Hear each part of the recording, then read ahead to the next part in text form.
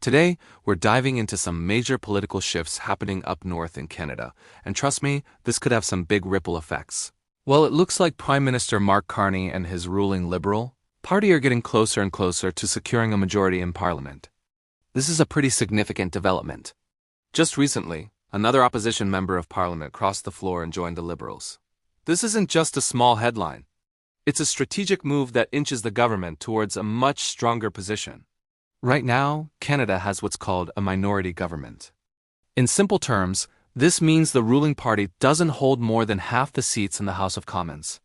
To pass any laws, they need to negotiate and get support from at least one of the opposition parties. This can be a slow, messy process full of compromises, and sometimes important legislation gets stuck or watered down.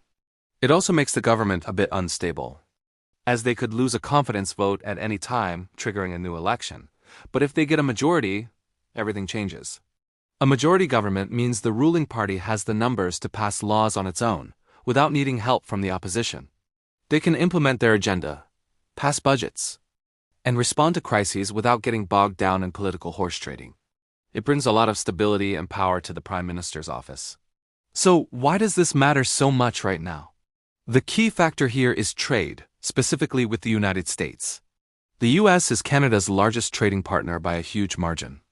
And any pressure or changes in trade policy from Washington can have a massive impact on the Canadian economy. Think about things like tariffs, trade disputes, or renegotiating deals.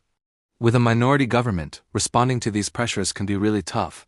Imagine the US imposes a sudden tariff. The Canadian government would need to scramble to put together a response, but they'd have to get the opposition parties on board first. Those parties might have their own demands or want to use the situation for political leverage. All that delay and internal debate could weaken Canada's negotiating position and make it harder to protect its own interests. Now, picture the same scenario but with a majority government. If Prime Minister Carney secures that majority, he'll have a much freer hand. When faced with US trade pressure, his government could craft and implement a response almost immediately. They could pass retaliatory measures, offer support to affected industries, and present a strong, unified front on the world stage without waiting for parliamentary approval from rivals. This speed and unity could be a game-changer in high-stakes international negotiations. It essentially gives Canada a stronger, more nimble toolkit to deal with its most important and sometimes most complicated relationship. While a majority government isn't without its own criticisms, some argue it can lead to a lack of accountability. Let me know in the comments below.